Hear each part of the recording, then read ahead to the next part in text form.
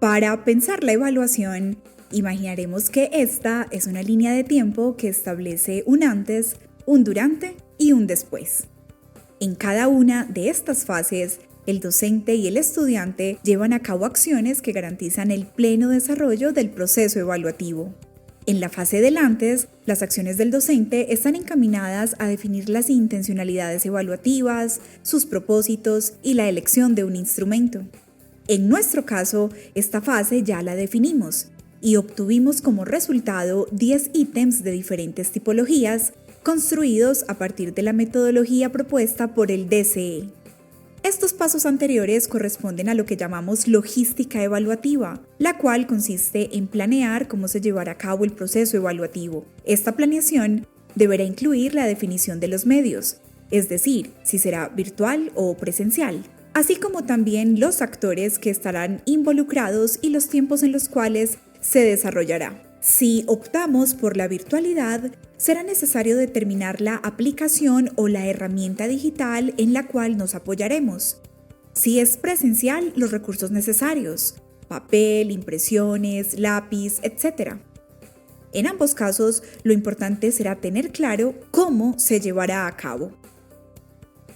En la fase del durante, las acciones del docente están encaminadas no solo a la aplicación del instrumento como podría creerse, sino también a enlazar un puente entre la fase del antes y del después.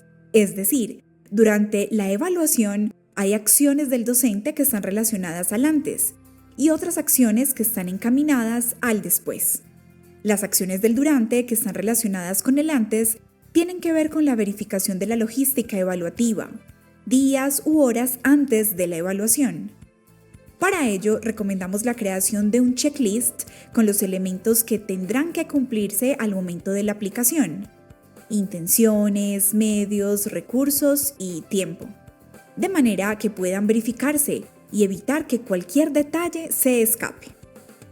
Las acciones del durante que están relacionadas con el después son aquellas que responden al cálculo del tiempo de ejecución de la prueba y el tamizaje intermedio de los ítems, puesto que son procesos que se monitorean durante la realización de la prueba, pero que aportan información necesaria para el análisis posterior a la aplicación.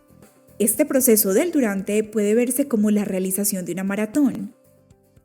Contiene una preparación antes de su ejecución y el monitoreo de un desempeño determinado durante su aplicación para finalmente dar un resultado.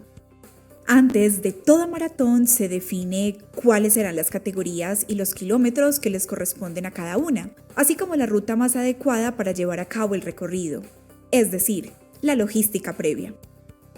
Teniendo claro la logística, en esta maratón aparece otro elemento importante que solo es posible calcular durante la aplicación del instrumento: el tiempo. Tanto en la maratón como en la evaluación y en general en la vida, el tiempo es un factor determinante en los procesos. Para nuestra evaluación, el tiempo es relevante porque permite extraer conclusiones sobre el instrumento general y los ítems en particular. Para calcular ese tiempo, lo primero será que te fijes una meta.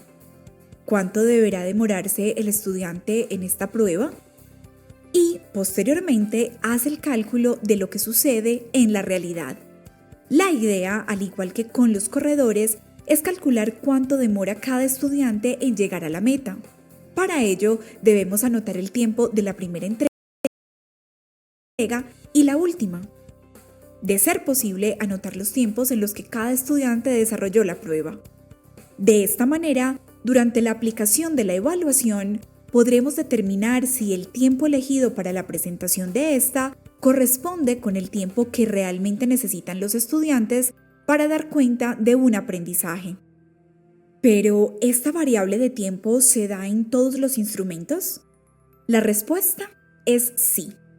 Tanto en los instrumentos de selección múltiple con única respuesta como en una exposición oral o en una práctica de laboratorio o la realización de un estudio de caso, el docente podrá monitorear el desempeño de cada estudiante y del grupo en general en términos de esta categoría. Ahora, volviendo a la preparación y desarrollo de la maratón, por lógica, esta acabaría aquí. pues su intención es fijar una meta y obtener unos resultados. Pero considerando que nuestro proceso maratónico está enmarcado en una evaluación para el aprendizaje, es importante analizar el instrumento como tal y la percepción que tienen los estudiantes durante y después de su participación, pues son los actores activos de su proceso evaluativo. Los estudiantes podrán hacer observaciones de tiempo y en general de calidad sobre el ítem o el instrumento, al poder comentar lo que perciben de él. El docente podrá ofrecer un cuestionario que recoja la valoración del estudiante sobre el instrumento, posibilitando que lo comente y ofrezca una retroalimentación sobre aspectos básicos que queramos observar. De la misma manera como el estudiante observa y retroalimenta el proceso, el docente deberá observar y rastrear el comportamiento que tiene el instrumento en la interacción con ese grupo. Es decir, le hará seguimiento a los niveles de dificultad que se definieron en el antes de la evaluación. Para ello, deberá registrar en el formato Excel la cantidad de aciertos y desaciertos que se obtienen en cada ítem y realizar un cálculo porcentual para determinar si los resultados corresponden o no con el nivel de dificultad asignado. Hasta el momento, el formato está diligenciado así.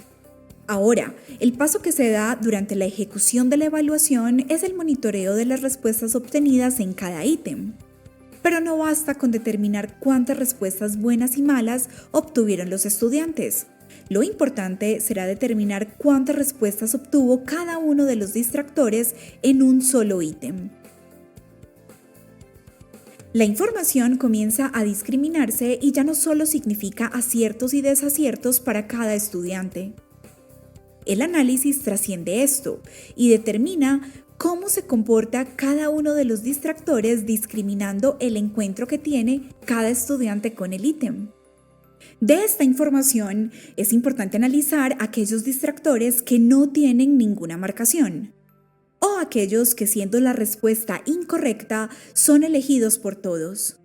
Esto es debido a que puede existir un error estructural en la construcción del ítem, ya que todos los distractores deben ser elegidos al menos por un solo estudiante. De lo contrario, se debe ajustar. Aquí estaría reflejado el trabajo del docente durante el proceso de la evaluación, monitorear las respuestas para tomar decisiones oportunas. En este caso, las decisiones serán enfocadas a determinar el nivel de dificultad real de cada ítem y por tanto del instrumento, y también determinar qué cambios se requieren para que los distractores e ítems realmente aseguren el aprendizaje. Por ahora, nuestra tarea será realizar este mismo procedimiento en el formato Excel que ya descargaste en la actividad 5 de la sección antes de la evaluación. Manos a la obra.